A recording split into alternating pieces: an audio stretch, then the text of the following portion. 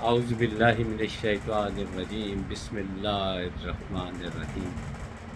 تمام دیکھنے اور سننے والوں کو میری طرف سے باادب السلام علیکم۔ امید ہے کہ آپ خیریت سے ہوں گے، اللہ تعالیٰ کی امان میں ہوں گے، ہنستے کھیلتے ہوں گے۔ اللہ تعالیٰ آپ کو ہمیشہ خوش و خرم اور آباد رکھے، نظر بد سے بچائے اور ایمان کی دولت سے مالا مال فرمائے۔ تاریخ میں جو واقعات درج اسی لیے ہوتے ہیں کہ ان کو لوگ پڑھیں اور جنہوں نے نہیں پڑھے ان کو سنائے جائیں۔ یہ پھر میں اپنے آپ کو کوئی بڑا آدمی تو نہیں سمجھتا، لیکن یہ ہے کہ کچھ لوگوں کی ڈیوٹی لگ جاتی ہے کہ وہ ان واقعات کو سناتے ہیں۔ خاص طور پر اسلامی واقعات جو ہوتے ہیں وہ سنانے میں نے آج کل شروع کیے ہیں۔ کبھی کبھی کچھ ایسی بات بھی کر جاتا ہوں ایز اے کالمسٹ، لیکن میں زیادہ کوشش ہوتی ہے کہ انسانیت کی فلاح کے لیے، بہتری کے لیے کچھ نہ کچھ ضرور آپ کی خدمت میں لے کر آؤں، شاید کہ کوئی سبق حاصل کر لیں۔ خلیفہ دوئم حضرت عمر فاروق رضی اللہ تعالی عنہ بڑے حیا والے، تھوڑے سخت گیر تھے، اسی لیے نبی پاک صلی اللہ علیہ وآلہ وسلم نے جب انہیں حج پہ امیر بنا کر بھیجا تو ساتھ حکم دیا، اے عمر سختی نہ کرنا۔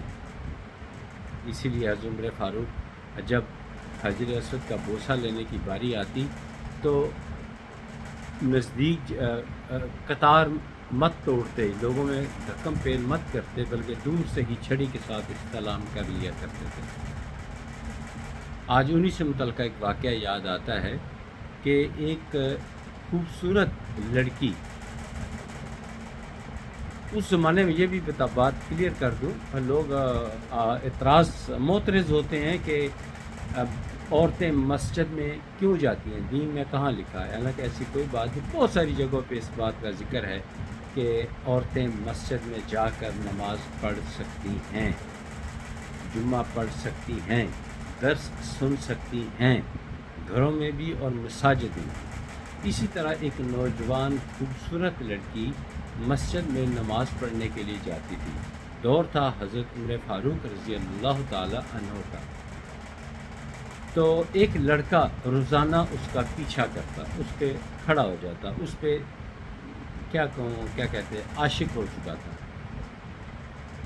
تو ایک دن اس لڑکی نے اس سے پوچھا، اے لڑکے تو کیا چاہتا ہے، تو روزانہ یہاں کھڑا ہے؟ اس لڑکے نے کہا کہ میں تجھے چاہتا ہوں، تیرا چاہنے والا ہوں، تجھ سے شادی کرنا چاہتا ہوں۔ لڑکے نے پوچھا میری ہر خواہش پوری کرو گے؟ اس نے کہا ہاں، تیری ہر خواہش پوری کروں گا۔ بہرحال جو لڑکی نے اس کے آگے فرمائش کی، اس نے کہا کہ میں تمہاری خواہش پوری کر دوں گا۔ تو اسی وقت اس لڑکی نے، با ایمان والی لڑکی تھی، اس نے کہا کہ 40 دن حضرت عمر فاروق رضی اللہ تعالی عنہ کے پیچھے 40 دن لگاتار نماز پڑھو۔ جس دن 40ویں نماز مکمل کرو گے تو اسی جگہ کھڑی میں تمہارا انتظار کر رہی ہوں گی۔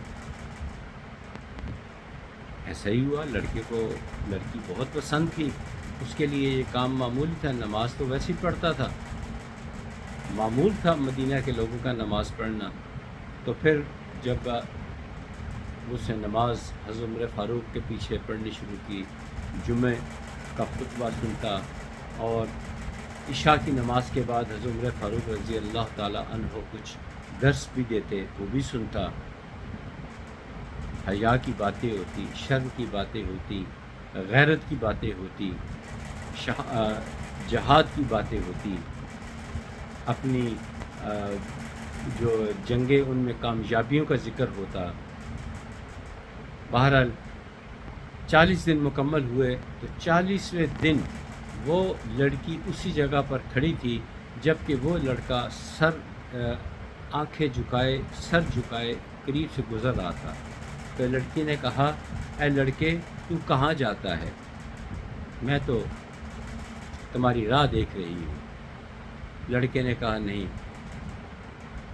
عمر نے میرا ذہن بدل دیا، اس نے مجھے حیا سکھا دی۔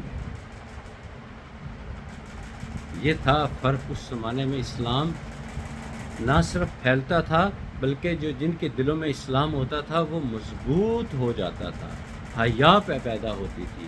آج کل دیکھیں مہندی کا فنکشن ہوتا ہے تو بھائی بھی بہن کی شادی پہ ڈانس کر رہا ہوتا ہے، باپ بھی ڈانس کر رہا ہوتا ہے، غل گپاڑے ہوتے ہیں، نہ جانے کیا کیا ہو رہا ہوتا ہے، کوئی سمجھانے والا نہیں ہے۔ فخر سے والدین بڑھ چڑھ کر حصہ لیتے ہیں۔ لڑکیاں سر پہ دوپٹہ لیے بغیر بازاروں میں گھومتی ہیں، کوئی ان کو روکنے والا نہیں ہے، اور لوگ ان کو غلط نگاہوں سے دیکھتے ہیں اور وہ خوشی محسوس کرتی ہیں، لڑکے بھی خوشی محسوس کرتے ہیں، اور ان کو کوئی روکنے والا نہیں ہے۔ اس لیے روکنے والا نہیں ہے، جو روکے گا اس کی کمبختی آ جائے گی۔ اس سوچ کو بدلنے کی ضرورت ہے۔ بعض لوگوں کو میں سنتا ہوں تقریروں کے دوران یا بعض جگہوں پر لکھا ہوتا ہے یا اللہ ہمیں حضرت عمر جیسا خلیفہ عطا فرما دے۔ درست ہی کہتے ہیں، ان کے دور میں حیا، شرم، غیرت یہ چیزیں تو پھیلیں۔ اللہ تعالیٰ سے دعا ہے کہ وہ ہمیں شرم، حیا، غیرت عطا فرمائے، ایمان کی دولت سے مالا مال فرمائے، انجام بخیر فرمائے، دنیا میں بھی وہ راضی رہے، آخرت میں بھی راضی رہے، ہم اس سے راضی رہیں، وہ ہم سے راضی رہے۔ قبر کی مٹی جس میں ہم جائیں وہ مٹی بھی ہمارے آنے سے خوش ہو، اور روز قیامت ہمیں قربت رسول صلی اللہ علیہ وآلہ وسلم نصیب ہو اور آپ کی شفاعت نصیب ہو۔ آمین ثم آمین۔ اگلی ویڈیو تک اجازت دیجیے، پھر ملاقات ہوگی۔ السلام علیکم ورحمۃ اللہ وبرکاتہ۔